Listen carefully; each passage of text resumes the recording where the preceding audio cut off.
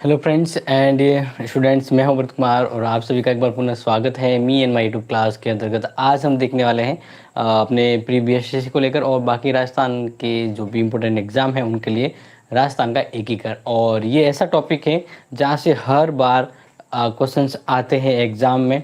तो बिल्कुल हम बात करेंगे यहाँ पर पूरे विस्तार से और ट्रिक्स के साथ, यानी कुल मिलाकर ये इंपॉर्टेंट होगा। हम ज़्यादा बड़ी क्लास नहीं, शॉर्ट क्लास में ही इसको कवर अप करेंगे और इसमें ट्रिक्स भी बताएंगे ताकि आपको याद करने में थोड़ा इजी रहे। तो बिल्कुल हमारे साथ जुड़ चुके हैं के मीना तेजपाल। बिल्कुल वेलकम डियर, आपका स्वागत है।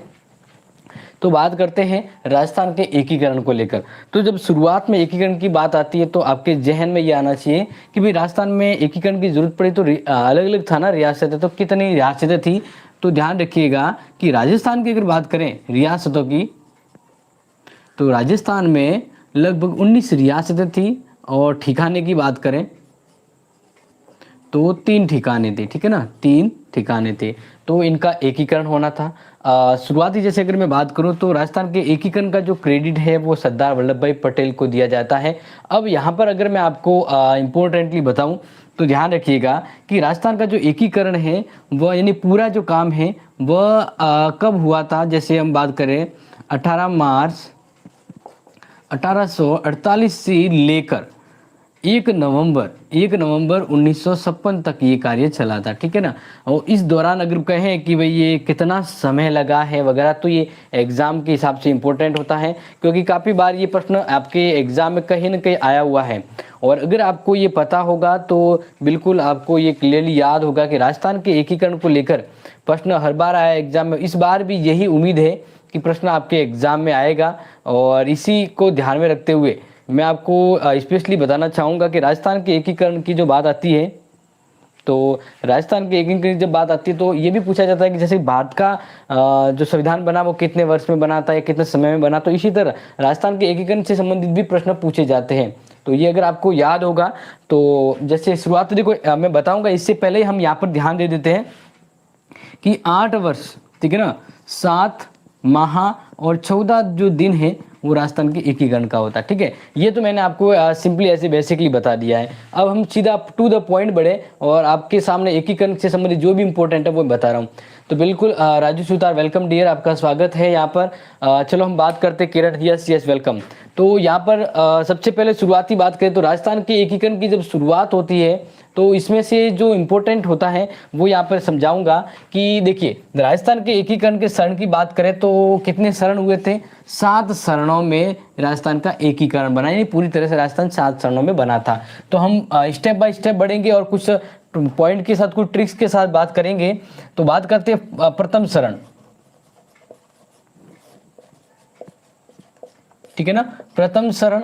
और इस प्रथम शरण की जब हम बात करें तो इसके अंदर सबसे पहले आपको बता देते हैं कि प्रथम शरण की जो शुरुआत है, या हम ऐसा कहें कि भाई पहली जो राजस्थान के एकीकरण की जो बात चली थी या पहला जो एकीकरण हुआ, उस एकीकरण इस प्रथम शरण का पहले नाम लिख दीजिए, मत्स्य संघ। क्या कहेंगे हम? मत्स्य संघ कहेंगे। या आप सभी को पता होगा, आप चाहे तो साथ में कंपटीशन साथ में उत्तर दे सकते हैं, मत्स्य संघ। अब बात करें ये जो मत्स्य संघ का जो एकीकरण है, यानी पहला जो है स्टेप है वो कंप्लीट हुआ था। और उस ये डेट आप बिल्कुल याद रखिए क्योंकि स्टेप बाय स्टेप आपको डेट भी याद रखनी है। ठीक है, वैसे स्टेप लिए आपने थंबनेल में तो देख ही लिया होगा, फिर भी बात करते हैं। तो 18 मार्च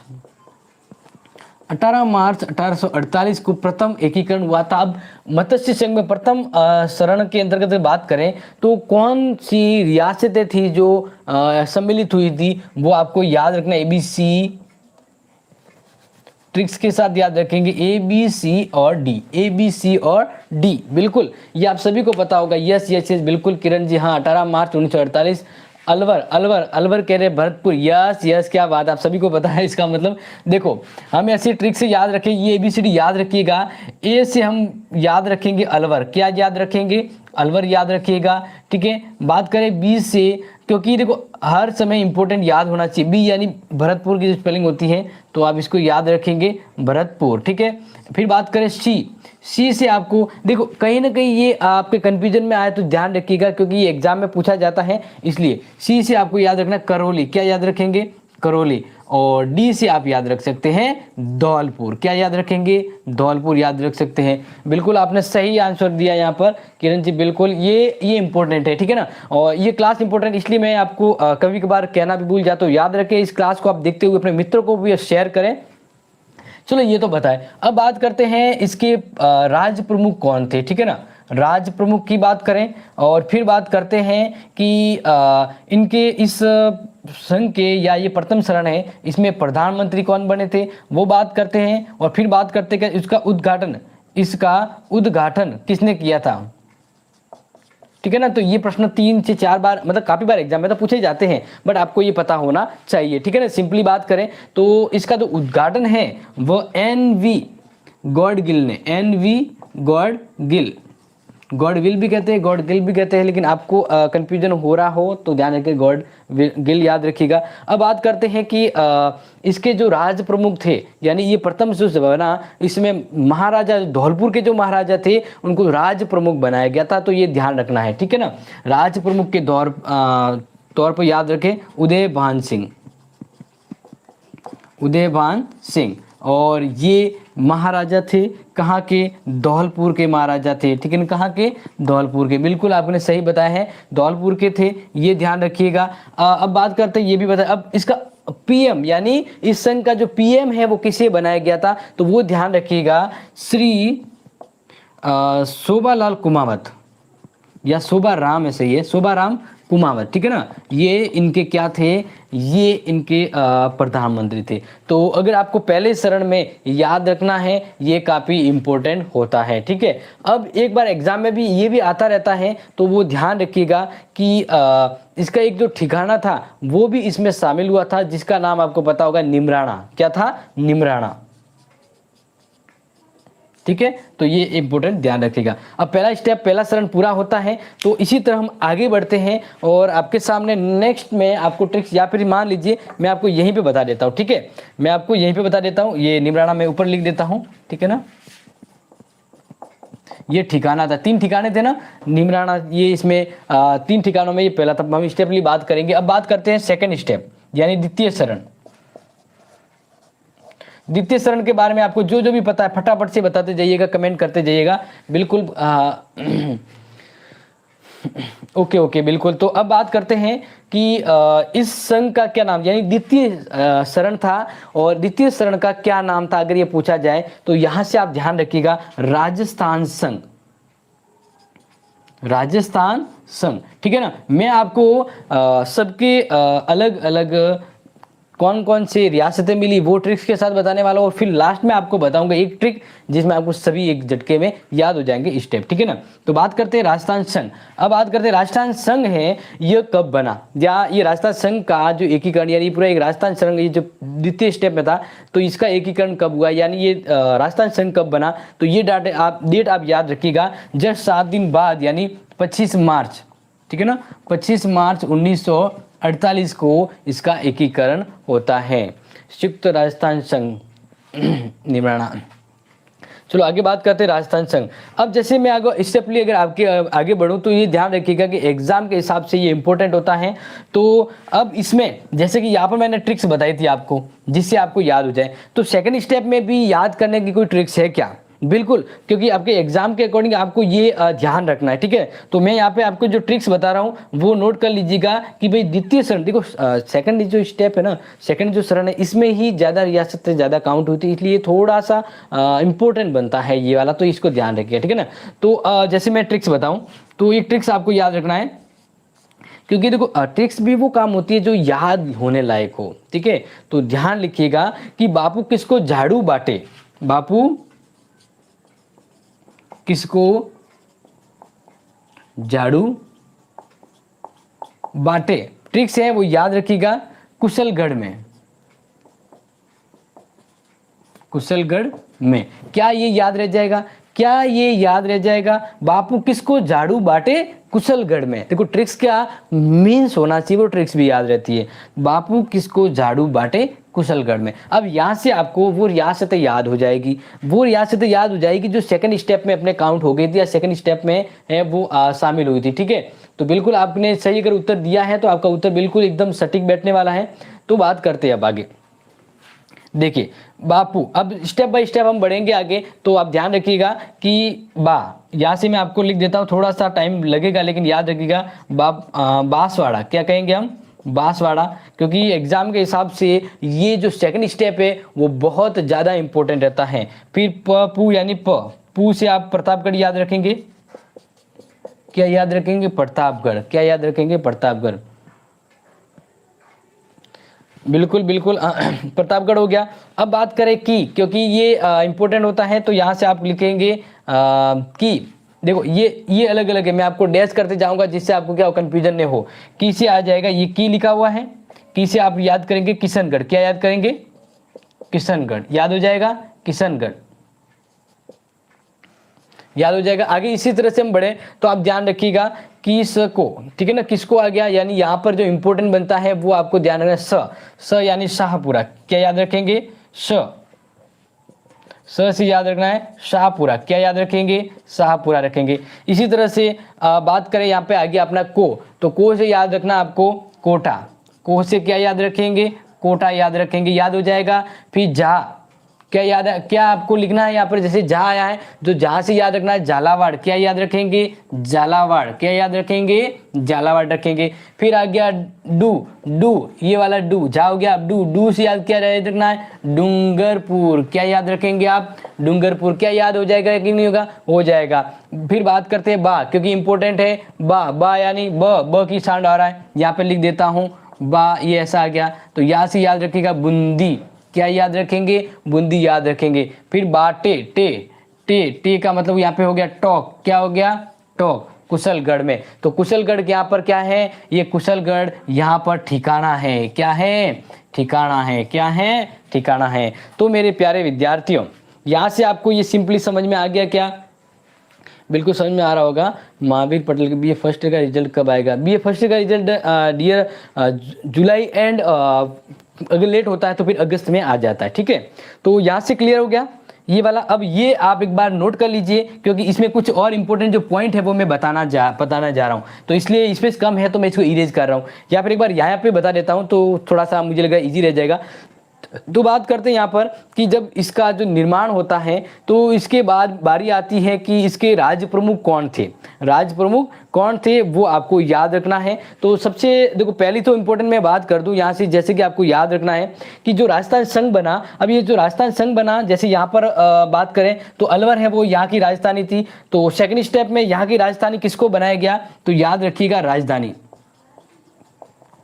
यहाँ की जो राजधानी थी वो कोटा को बनाया गया। किसको बनाया गया था? कोटा को बनाया गया था। ये साथ साथ आप याद रखिएगा, कोटा को बनाया गया था। किसको बनाया गया था? कोटा को बनाया गया था, ठीक है। अब यहाँ पे बात करें कि इसके जो राज प्रमुख है, यहाँ पे नेक्स्ट बात करते हैं कि भाई राज प्रमुख किसको बनाया? राज प्रमुख कोटा के ही भीम सिंह। कौन? महाराणा भीम सिंह, याद रह जाएगा।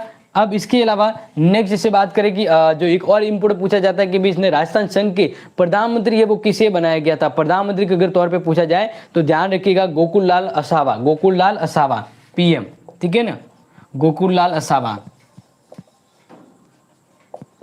गोकुललाल असावा। ओके, तो मेरे प्यारे विद्यार्थी यहाँ तक तो आपको इजीली सब अच्छे से याद हो गए होंगे, मतलब आपको समझ में आ गए होंगे। अब जैसे आगे बढ़े तो मैं कुछ इंपॉर्टेंट और बताऊं जिससे कि आपको एग्जाम में और अच्छे से क्लियरली समझ में आ जाए। तो अब आगे बढ़ते हैं और बिल्कुल कोटा में भीम सिंह थे और उदयपुर के महाराणा भोपाल थे शायद, नहीं उदयपुर के अभी नेक्स्ट वाले स्टेप में आएगा डियर, वो नेक्स्ट वाले में आएगा। ये बिल्कुल आप इस तरह से याद रख सकते हैं। चलो अब आगे बढ़ते हैं। ये वाला क्लियर हो गया। अब बात करते हैं तीसरे स्टेप में आ जाते हैं। हम कहाँ पे आते हैं? तीसरे स्टेप में, ठीक है। इससे पहले अगर याद रखें तो एक और इंपॉर्टेंट हिंट रह जाती है कि भाई इसका उद्घाटन किसने किया था, क्योंकि देखो ये मैंने बता दिया, ये बता दिया, ये बता दिया, अब उद्घाटन किसने किया था अगर ये आ जाए तो एन.वी. गौड़गिल ने ही किया था। एन.वी. गौड़गिल, जो सेकंड वाले ने, फर्स्ट वाले ने किया था वही सेकंड वाले ने भी किया था। तो इस तरह से दो तो हो गए क्लियर। अब बात करते हैं, देखो यहाँ पर सिर्फ मुझे 2 या 4 मिनट में ख़त्म नहीं करना है, इसमें मुझे वो पढ़ाना है जिससे आपके सब के सब पॉइंट क्लियर हो जाए। यानी छोटा बड़ा जितना भी क्वेश्चंस आता है वो सभी के उत्तर यहाँ से मिल जाए, यानी ये क्लास ऐसी बन जाए जहाँ से आपके सभी के सभी उत्तर मिले, ठीक है, एग्जाम के हिसाब से। तो अब बात करते हैं तृतीय शरण यानी तीसरा शरण। देखो तृतीय शरण एक लाजवाब है, लाजवाब बिल्कुल। क्यों लाजवाब है? क्योंकि आपको पता होगा जैसे 2 शरण जो हुए थे, हम बात करते 2 शरण हुए तो पहला और दूसरा शरण मिल जाते हैं और साथ में उदयपुर मिल जाता है, तो ये तृतीय शरण पूर्ण हो जाता है। कौन हो जाता है? तृतीय शरण। तो बिल्कुल आपको बिल्कुल अच्छे से याद हो जाना चाहिए, ठीक है ना। याद आ गया कि नहीं आ गया? तो चलो पहले हम बात करते हैं कि पहला और दूसरा न कर, यहाँ पे जो इस तीसरा स्टेप था, इस तीसरे स्टेप को हम बात करेंगे संयुक्त राजस्थान। क्या नाम दिया गया? संयुक्त राजस्थान नाम दिया गया, ठीक है, ये ध्यान रखिएगा। अब बात करते हैं संयुक्त राजस्थान, अगर बात करें डेट की कि भाई संयुक्त राजस्थान था उसके वो कब बना, ठीक है, तो जस्ट 1 महीने बाद शुरुआत जो हुआ था उसके जस्ट 1 महीने बाद यानी 18 अप्रैल 1948। याद रह जाएगा, याद रह जाएगा क्या? 18 अप्रैल 1948। अब यहाँ पर क्या था, कोई नया आपको याद रखने वाली ट्रिक्स नहीं है यहाँ पर। जैसे अगर आपको देखा जाए तो जो दूसरा शरण था ना, दूसरा जो शरण था, दूसरा शरण कौन, जो ये दूसरा शरण हम बात करें यहाँ पर जो आपको बताया था राजस्थान संघ। क्या? राजस्थान संघ। तो राजस्थान संघ के साथ कौन मिल गया? उदयपुर मिल गया। कौन मिल गया? उदयपुर। तो राजस्थान संघ के साथ उदयपुर मिल जाता है तो ये अपना बन जाता है तृतीय शरण, यानी राजस्थान की 3 शरण तो यहाँ पर कंप्लीट हो जाते हैं। यहाँ से आपको समझ में आ गया। तो अब यहाँ पर ये इंपॉर्टेंट है, लेकिन अब कुछ चीजें बदल जाती है। क्या बदल गई? बदल क्या गया? देखिए अब यहाँ पे राज प्रमुख है वो अलग होंगे, यहाँ से ध्यान रखिएगा। राज प्रमुख के साथ अब उपराज प्रमुख भी बनाए गए यहाँ पे, उपराज प्रमुख, क्योंकि ये देखो एग्जाम के हिसाब से कोई भी पूछा जा सकता छोटा बड़ा, तो मैं सभी चीजें यहाँ से आपको क्लियर कर रहा हूँ। फिर बात करते हैं कि भाई यहाँ पे पीएम किसको बनाया गया, और नेक्स्ट बात करेंगे कि भाई इसका उद्घाटन किसने किया, इसका उद्घाटन किसने किया, क्योंकि ये प्रश्न काफी बार और बहुत बार पूछे जाते हैं, इसलिए मैं तो चाहता हूँ आपको इसको हर एक को एक एक याद रखे, ठीक है। तो सबसे पहले बात करते हैं यहाँ पर उद्घाटन, तो अपने पंडित जवाहरलाल नेहरू ने किया था। पंडित जवाहरलाल नेहरू जी ने वृत्त राजस्थान, मतलब बात करें संयुक्त राजस्थान, किसकी बात करते हैं? संयुक्त राजस्थान का उद्घाटन किया था। अब बात करते हैं कि भाई इस संयुक्त राजस्थान के प्रधानमंत्री वो किसे बनाए दिए गए थे, तो वो आप ध्यान रखिएगा, माणिक्य लाल वर्मा। क्या याद रखेंगे? माणिक्य लाल वर्मा, माणिक्य लाल वर्मा। क्या याद रह जाएगा? क्या आपको ये याद रह जाएगा ना? बिल्कुल आपको याद होना चाहिए। तो अब बात करते हैं उपराज प्रमुख है वो किसे बना दिया गया? जो सेकंड में थे जो राज प्रमुख उसे बना दिया गया, यानी कोटा के भीम सिंह जी को, कोटा के भीम सिंह जी को बना दिया गया। तो अब बारी आती है कि राज्य प्रमुख कौन थे, तो उदयपुर रियासत बड़ी थी उस समय, तो फिर उदयपुर रियासत जब मिलेगी तो उसी के राज्य प्रमुख होंगे, तो वो थे भोपाल सिंह। कौन थे? भोपाल सिंह। तो भोपाल सिंह। और बात करें कि भाई इसकी राजधानी किसके बनाया गया, अगर ये भी प्रश्न पूछा जाए कि भाई इस संयुक्त राजस्थान की राजधानी किसे बना दिया गया, तो याद रखिएगा उदयपुर को बनाया था। किसको बनाया था? उदयपुर को बनाया था। तो इस तरह से आपके तीसरा स्टेप भी क्लियर हो जाता है, तीसरा स्टेप भी क्लियर हो जाता है। सर ये तो माणिक्य लाल, हाँ बिल्कुल माणिक्य लाल ही है। सोनिया कुमार वेलकम डियर, आपका स्वागत है। स्टेप में थोड़ा शायद मैंने ध्यान नहीं दिया है, स्टेप क्या कमेंट में थोड़ा मैं पढ़ाते जा रहा हूँ, फिर भी देख रहा हूँ के नेतृत्व में हुआ था। बिल्कुल बिल्कुल इनके नेतृत्व में हुआ था, इसलिए इसको पीएम भी बना दिया गया था। उद्घाटन है वो पंडित जवाहरलाल नेहरू ने किया था। तो यहाँ से डियर क्लियर हो जाता है। अब बारी है अपनी चौथे शरण की जो इंपॉर्टेंट होता है। तो चौथा शरण मैं चाहता हूँ कि ये लाइव यहीं पे मैं कर दूँ साथ में। तो यहाँ पर देखिए बोर्ड में चतुर्थ शरण, चतुर्थ शरण। यहाँ पर देखो इस तरह से बता रहा हूँ कि एक भी प्रश्न आपके बाहर नहीं जाएगा, इस हिसाब से आपको यहाँ पर बता रहा हूँ, ठीक है। तो ये क्लियर वाला हो गया। अब बात करते हैं कि जो चतुर्थ शरण था राजस्थान का, जो चतुर्थ शरण है एकीकरण का, उसको क्या नाम दिया गया, तो ध्यान रखिएगा व्रत राजस्थान, व्रत राजस्थान। अब बात करते हैं भाई व्रत राजस्थान है।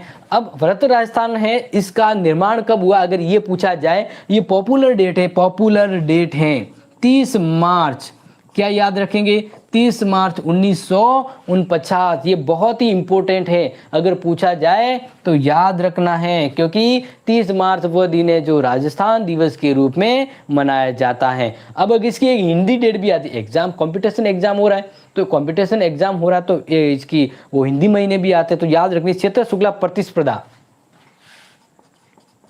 चैत्र शुक्ला प्रतिस्पर्धा सन 2006। ठीक है, इस तरह से पूछा जा सकता है। विक्रमी संवत, यहाँ पर मैंने क्या लिखा है? विक्रमी संवत। ठीक है ना, ये याद रखिएगा, ये विक्रमी संवत है, विक्रमी संवत। अब ये ऐसा भी पूछा जाए तो याद रखिएगा, हिंदी महीना भी पूछा जाए तो ये वाला भी पूछा। अब बात करते हैं व्रत राजस्थान की, अगर बात करते हैं, अगर टॉपिक आया है अपना ये व्रत राजस्थान, तो अब बात करते हैं कि हाँ बिल्कुल आपके कमेंट में देख रहा हूँ, तो व्रत राजस्थान की बात करते तो इसमें क्या था, इसमें क्या चीजें इंपॉर्टेंट थी, क्या चीजें आपको याद रखना है। तो व्रत राजस्थान की बात करें तो सर रीतिवाज वाला चैप्टर, रीतिवाज, हाँ रीति रिवाज, यस यस यस, वो आपके कल नेक्स्ट होगा, क्योंकि आज हम ये कंप्लीट कर लेते हैं, तो बिल्कुल मैं आपको ये इसके लिए कल आपको टॉपिक रीति रिवाज के बारे में बिल्कुल क्लियरली बता दूंगा। हाँ हाँ यस यस करवा दूंगा। ओके, अब बात करते हैं व्रत राजस्थान में क्या था, तो ध्यान रखिए व्रत राजस्थान की जब हम बात करते हैं तो सबसे पहले तो आपको बता देते हैं कि जो 3 स्टेप पूरे हुए थे, ठीक है ना, 3 स्टेप के साथ क्या मिले, 3 स्टेप के साथ क्या मिले, तो वो मैं आपको यहाँ पर बता रहा हूँ। 3 स्टेप के साथ कौन से मिले, तो तीसरा यानी 3 स्टेप या 3 चरण तो ये हो गए। इसके अलावा आप याद रखिएगा जतिन बैल है, जतिन बैल है। सर ये क्या लिखवा दिया आपने, तो कुछ समझ नहीं आ रहा है, ये कैसे हो गया? तो देखिए, यानी तीसरा शरण, तीसरा जो शरण था, तीसरे शरण के साथ यहाँ पर जे है वो 3 बार है, जे 3 बार, यानी कैसे याद रखना है? देखिए याद रखिएगा, जैसे तीसरा शरण के साथ अगर मैं आपको बताऊं तो एक तो आपको याद रखना जयपुर, क्या याद रखेंगे? जयपुर इसके साथ मिल गया। एक आप याद रखेंगे जोधपुर, क्या याद रखेंगे? जोधपुर, ठीक है ना, ये आपको सिंपली यहां पर बता रहा हूं, ध्यान रखना है। इसके अलावा फिर बात करते हैं जैसलमेर, क्या याद रखना है? जैसलमेर। और जो लास्ट में आप याद रखेंगे बीकानेर, क्या याद रखेंगे? बीकानेर। इस तरह से जतिन 3 बैल है, जतिन बैल है। देखो जतिन यानी जे है वो 3 बार, बी यानी बैल, यहां से याद रह जाएगा। तीसरे शरण में जयपुर, जोधपुर, जैसलमेर और बीकानेर, जयपुर, जोधपुर, जैसलमेर और बीकानेर। तो इसलिए मैंने शॉर्ट ट्रिक में दिया है कि तीसरे शरण के साथ जतिन बैल है, ज यानी जे 3, जे 3 बैल यानी बैल है, यहाँ पे समझ में आ रहा होगा। ओके, तो अब ये अगर आपको क्लियर हो गया है तो अब मैं आपको बता देता हूँ इसी तरह से यहाँ से कुछ जुड़े फैक्ट जो आपके एग्जाम के अकॉर्डिंग बहुत ही ज्यादा इंपॉर्टेंट होते हैं। तो सबसे पहले बात करते हैं कि भाई इसके राज प्रमुख है वो किसे बनाया गया। फिर नेक्स्ट बात आती है कि भाई इसके पीएम यानी प्रधानमंत्री किसे बना दिया गया, अगर ये आपसे पूछा जाए तो बिल्कुल याद रखिएगा। तो सबसे पहली तो बात आती है कि भाई यहाँ के जो राज प्रमुख है वो उन्हें किन्हें बना दिया गया, क्योंकि यहाँ पे बहुत ज़्यादा कंफ्यूजन हो गया था कि भाई किसे राज्य प्रमुख बना दिया जाए। तो जयपुर बड़ी रियासत थी उस समय, तो फिर जयपुर के महाराजा सवाई मान सिंह को आजीवन राज प्रमुख बना दिया गया। क्या बना दिया? आजीवन राज प्रमुख बना दिया गया था, ठीक है ना। और इसके अलावा नेक्स्ट बात करें कि जैसे हम आगे बढ़ते हैं तो यहाँ पर इंपॉर्टेंट जो बनता है वो ये याद रखना है कि जो सबसे जरूरी है वो चीज, ठीक है। तो राज प्रमुख तो बनाया सवाई जय सिंह, याद रखिएगा बिल्कुल। सर ये तो मैंने भी बताया था, यहाँ करवा दिया था, बिल्कुल बिल्कुल ऊपर, हाँ यस यस यस। तो यहाँ से आप समझ जाइएगा जो इंपॉर्टेंट आपको बता रहा हूँ, नोट करते जाइएगा, एग्जाम के लिए बहुत ही इंपॉर्टेंट है। तो क्या लिखा? सवाई, एक मिनट याद रखिएगा, सवाई मान सिंह है, ठीक है ना, ये सवाई मान सिंह है। ओके, तो अब पीएम की बात करें, इससे पहले मैं आपको यहाँ पर बता देता हूँ कि एक है राज प्रमुख, एक सिर्फ प्रमुख बनाया गया था जो तीसरे शरण के थे उदयपुर के, ठीक है ना, भूपाल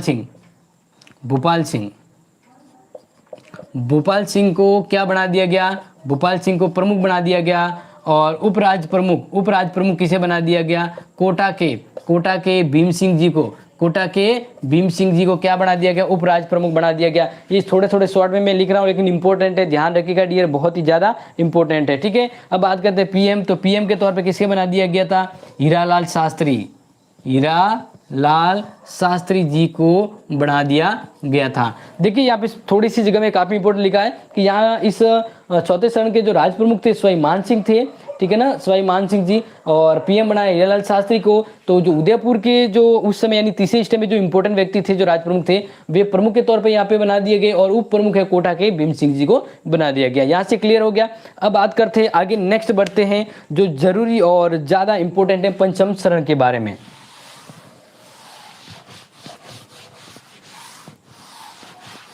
अब बात करते हैं पंचम शरण के बारे में, पांचवा स्टेप, ठीक है ना, यानी पांचवा राजस्थान का पांचवा, एक का पांचवा शरण, वो बहुत ही ज्यादा इंपॉर्टेंट होता है।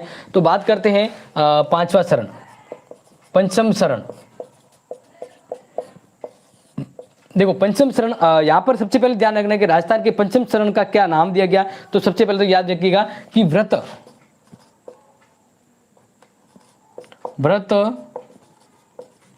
संयुक्त व्रत, यानी जो संयुक्त राजस्थान था उसका भी बड़ा रूप यहाँ पर जो बना दिया गया, इसलिए इसको कहते हैं व्रत। क्या कहते हैं, व्रत।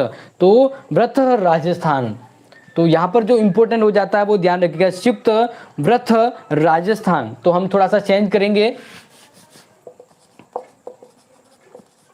संयुक्त व्रत राजस्थान। क्या ये याद रह जाएगा, क्या ये आपको याद रह जाएगा, बिल्कुल संयुक्त व्रत राजस्थान, क्योंकि वो जो संयुक्त राजस्थान बना था और व्रत राजस्थान, इन दोनों को अब यहाँ पे कंबाइंड किया जा रहा है, दोनों को कंबाइंड किया जा रहा है। तो बिल्कुल आपको ये याद होना चाहिए। तो इसका जो है जो डेट है वो याद रखिए पहले तो 15 मई, क्या याद रखेंगे, 15 मई 1949 को राजस्थान का पंचम एकीकरण हुआ था। ये आप सभी को याद हो जाना चाहिए, ये आप सभी को याद हो जाना चाहिए। तो अब यहाँ पर जैसे अगर मैं आपको बताऊं तो जो जरूरी जो इंपॉर्टेंट थिंग्स है वो ऐसे याद रखिएगा कि संयुक्त व्रत राजस्थान, यानी यहाँ पर जो संयुक्त राजस्थान है वो भी मिला और व्रत राजस्थान है वो भी मिला। तो यहाँ पर मैं जैसे कि आपको बताऊं तो संयुक्त व्रत राजस्थान में 34 शरण में पहला शरण है वो मिल गया, यानी 4+1, तो कितना हो गया, 5 हो गया। इजीली याद रह जाएगा ना। यानी जो चौथा शरण जो अभी मैंने पढ़ाया, चौथे में पांचवा मिल गया, चौथे में पांचवा मिल गया, तो ये पंचम शरण हो गया।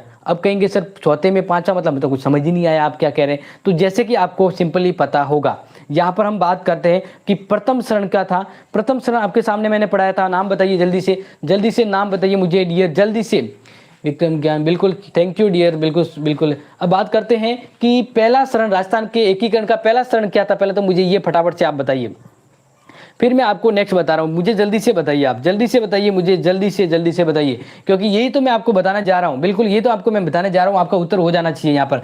तो देखो संयुक्त व्रत राजस्थान, यानी संयुक्त राजस्थान और व्रत राजस्थान मतलब दोनों को कंबाइन किया जाए तो चौथा और पांचवा, यानी चौथा शरण और पहला शरण जब मिलता है तो पांचवा शरण बनता है। तो देखिए पहला शरण जो भी मैंने बताया था मत्स्य संघ, क्या बताया था, मत्स्य संघ, ठीक है। और चतुर्थ यानी जो चौथा शरण राजस्थान के एकीकरण का कौन सा व्रत, कौन सा है, व्रत। अभी तो मैंने आपको बताया व्रत राजस्थान बताया था, क्या बताया था, व्रत राजस्थान,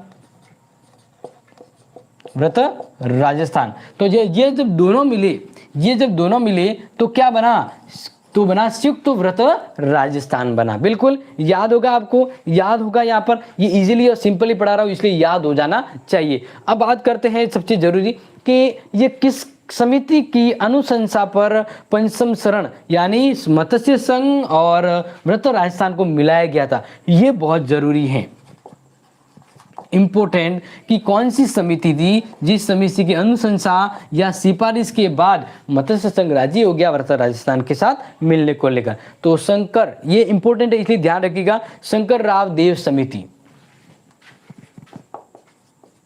शंकर राव देव समिति, ठीक है। याद रह जाएगा ना आपको, क्योंकि सिंपल और क्लियरली बात है, यहाँ पर कोई ज्यादा डिफरेंसेस वाली बात नहीं है। सिर्फ ये याद रखिएगा कि वहां के प्रधानमंत्री जो थे शोभाराम जी, यानी जाकर तो डिटेल मैंने आपको बता दी, मत्स्य संघ के जो प्रधानमंत्री थे ना वो इनके मंत्रिमंडल में शामिल हो गए, तो ये हो गया पंचम शरण। अब बात करते षष्ठ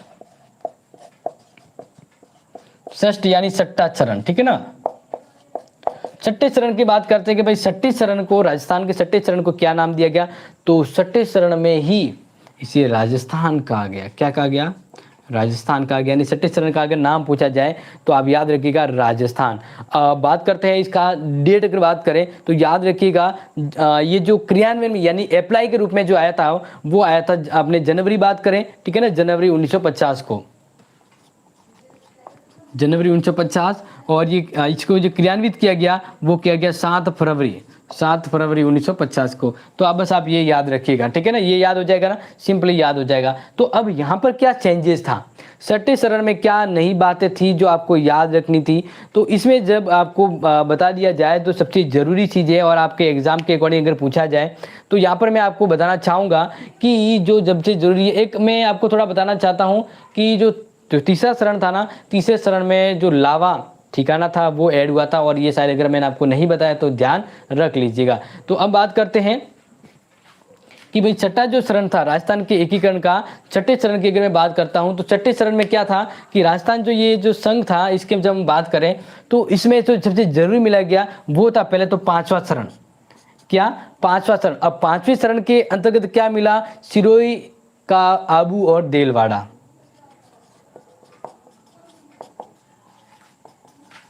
आबू देलवाड़ा, आबू और देलवाड़ा याद रह जाएगा, आबू और देलवाड़ा, ठीक है ना, याद रह जाएगा क्या? नहीं, बिल्कुल याद रह जाएगा, क्योंकि यहाँ पर है ही तो सिंपल, क्या है? सिंपल ही तो है, सिंपल ही है ना। पांचवें चरण में आबू और देलवाड़ा को मिला दिया गया, यानी सिरोही के आबू और देलवाड़ा को। तो ये था अपना छठा चरण। क्या था? छठा चरण, जो इजीली आपको समझ में आ जाना चाहिए। Very nice class bro, thank you dear. बिल्कुल 1950, बिल्कुल सही बात है। तो यहाँ से आपको क्लियर हो जाना चाहिए, क्योंकि बहुत ज़्यादा इंपॉर्टेंट बनता है। देखिए, अगर मैं आपको कुछ चीज़ें बताऊं तो यहाँ से आप ध्यान रखिएगा कि 26 जनवरी 1950 को राजस्थान के संविधान, अपने भारत का जो संविधान है वो लागू हो गया था। तो भारत का संविधान लागू होने के बाद राजपूताना के भूभाग को राजस्थान नाम दिया गया था, इसीलिए मैंने यहाँ पर इस चरण का क्या नाम दिया? राजस्थान दिया है। तो ये आप ध्यान रख लीजिएगा, अगर कंफ्यूज होते हैं तो ये याद रख लीजिएगा। अब बात करते हैं सप्तम, यानी सप्तम मतलब सातवां चरण, लास्ट चरण की हम बात करते हैं। तो लास्ट चरण की बात करें तो इसमें ध्यान रखिएगा, जो इंपॉर्टेंट है उसी को हम यहाँ पे प्रक्रिया के रूप में आपके सामने बताए जा रहे हैं। और अब बात करते हैं कि पुनर्गठन, राज्य पुनर्गठन आयोग का गठन किया गया। यहाँ पे सबसे पहले तो मैं आपको डेट बता देता हूँ कि इस यानी इसका नाम क्या दिया गया। इसका नाम तो आपको सिंपली पता है, पूरी तरह से राजस्थान इसको नाम दिया गया था, तो इसको हम राजस्थान नाम से ही याद रखेंगे, ठीक है ना। और ये पूरा हुआ था 1 नवंबर 1956 को पूरा हुआ था। अब इसके अंतर्गत हम बात करें, इस समय क्या था कि राज्य पुनर्गठन आयोग गठन किया था, राज्य पुनर्गठन आयोग, इसका गठन किया गया था। और इसके जो अध्यक्ष थे वो थे फजल अली। कौन थे? फजल अली, ठीक है ना। तो इस फजल अली जिनका गठन है 53 में हुआ था और 56 के आसपास रिपोर्ट दी थी। तो इसलिए इनकी अनुशंसा या इनकी ये पुनर्गठन के दौरान इसमें जो भी कंफ्यूजन था उसको दूर किया गया, क्योंकि यहाँ पर जो सबसे ज़रूरी है वो मैं आपको बताना कि सिरोही की आबू और देलवाड़ा तहसीलें तो ऑलरेडी इन्वॉल्व थी। इसके अलावा मध्य प्रदेश के यहाँ पर क्या था, इसके अंतर्गत बहुत सी चीज़ें इंपॉर्टेंट थी जो ध्यान रखना। मध्य प्रदेश, ठीक है ना, मध्य प्रदेश से कुछ क्षेत्र है वो हमें प्राप्त हुए, मध्य प्रदेश से कुछ क्षेत्र है वो हमें प्राप्त हुए। मध्य प्रदेश क्या प्राप्त हुए कि मध्य प्रदेश के मंदसौर जिले की मानपुरा तहसील का सुनेल टप्पा, क्या याद रखेंगे? सुनेल टप्पा, ये तो याद रखना सुनेल टप्पा, ये हमें प्राप्त हुआ, ठीक है ना। इसके अलावा अजमेर मेरवाड़ा, अजमेर मेरवाड़ा, अजमेर मेरवाड़ा, ठीक है, ये हमें प्राप्त हुआ। तो फिर मध्य प्रदेश से हमें ये प्राप्त हुआ तो हमने भी कुछ उनको दिया। तो इस तरह से आप ध्यान रखें। तो राजस्थान का अगर बात करें, अपने राजस्थान का जो झालावाड़ था, राजस्थान का जो झालावाड़ जो इलाका था, राजस्थान के झालावाड़ इलाके के सिरोज क्षेत्र को, कौन से क्षेत्र को? सिरोज, सिरोज क्षेत्र को किसमें मिला दिया गया? एमपी में मिला दिया गया। तो इस तरह से यहाँ पर ये क्लियर हो जाता है, ठीक है ना, ध्यान रखिएगा। और बचा हुआ यानी आबू देलवाड़ा तो पहले ही मिला दिया गया था, तो बचा हुआ जो सिरोही था बचा हुआ जो सिरोही था वो भी इसमें आ गया। तो इस तरह से यहाँ पर है वो राजस्थान का एकीकरण हो जाता है, ये याद रखिएगा। और 1 नवंबर 1956 से जो यहाँ पर जो पहले राज प्रमुख हुआ करते थे उनको समाप्त कर दिया गया और अब सीधा राज्यपाल यहाँ पर बना दिया गया। क्या बना दिया, नया पद क्या कर दिया, राज्यपाल बना दिया गया। और बात करें राजस्थान के सबसे पहले जो राज्यपाल थे वो थे गुरुमुख निहाल सिंह, गुरुमुख निहाल सिंह, याद रह जाएगा क्योंकि राज्य प्रमुख की व्यवस्था हटा दी गई और राज्यपाल रख दिया गया। तो गुरुमुख जो निहाल सिंह थे वो राजस्थान के प्रमुख राज्यपाल बने। ये बहुत इंपॉर्टेंट याद रख लीजिएगा। अब जो जरूरी फैक्ट है ना और कुछ ट्रिक्स है वो मैं यहाँ पे बता देता हूँ। वैसे तो शुरुआती मैंने ट्रिक्स के रूप में ही आपको बताया है, लेकिन एक दो जो इंपॉर्टेंट बात है वो एक बार फटाफट से देख लीजिए क्योंकि अपना वैसे टॉपिक तो पूरा हो गया, लेकिन ऐसे कुछ सवाल हैं जो इसके संबंधित पूछे जाते हैं तो वो भी आप एक बार समझ लीजिए क्योंकि हो सकता है कि इतना पढ़ा वो भी ना आ जाए और पीछे वाला ही आ जाए, तो ये आप थोड़ा सा ध्यान रखिएगा। तो सबसे पहले बात करते हैं जो इंपॉर्टेंट फैक्ट है इस एकीकरण से जुड़े हुए फैक्ट के बारे में। तो बात करते हैं कि बांसवाड़ा के जो राजा थे, ठीक है ना, मैं यहाँ पर जो आपको समझा रहा हूँ कि हम बात करते हैं उस समय बांसवाड़ा के राजा, मतलब उस समय महारावल कहते थे, महारावल जिसका नाम है चंद्रवीर सिंह, चंद्रवीर सिंह। इन्होंने कहा था कि भाई राजस्थान का जो एकीकरण हो रहा था तो इन्होंने कहा कि अगर मैं राजस्थान के साथ इसके एकीकरण में इसके विलय पर हस्ताक्षर करता हूं तो मेरी आज़ादी, मेरी स्वाधीनता चली जाएगी। यानी उन्होंने कहा कि मैं इस सहमति पत्र पर हस्ताक्षर करते हुए अपने दैत्य वारंट पर हस्ताक्षर कर रहा हूं। क्या कहा था उन्होंने? कहा कि मैं अपने दैत्य वारंट पर हस्ताक्षर कर रहा हूं, मैं अपने दैत्य वारंट पर हस्ताक्षर कर रहा हूं। जब बांसवाड़ा का विलय हो रहा था तब ये बात आई थी, चंद्रवीर सिंह जी ने कहा था, ये ध्यान रखिएगा, ठीक है। तो उस समय जब हम बात करते तो जब हम राजस्थान का एकीकरण हो रहा था उस समय राज्य की 3 कैटेगरियां हुआ करती थी।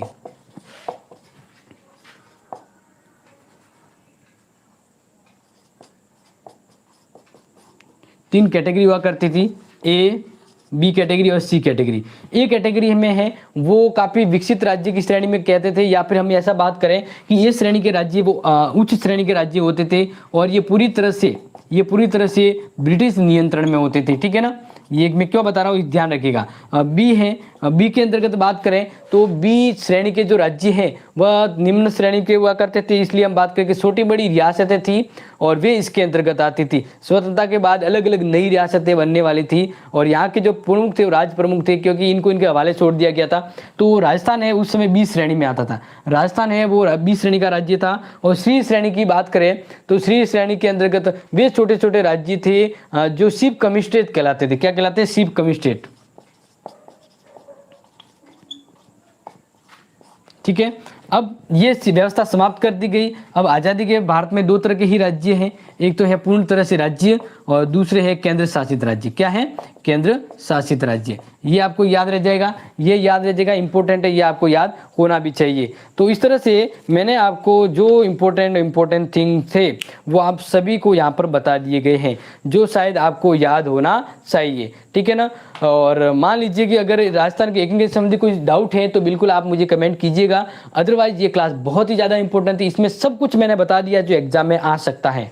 इस राजस्थान के एकीकरण के आज के टॉपिक से आपके एग्जाम में कोई टॉपिक बाहर नहीं जाएगा, ठीक है। तो मिलते हैं डियर नेक्स्ट क्लास में, तब तक के लिए take care and loving this video. Thank you so much.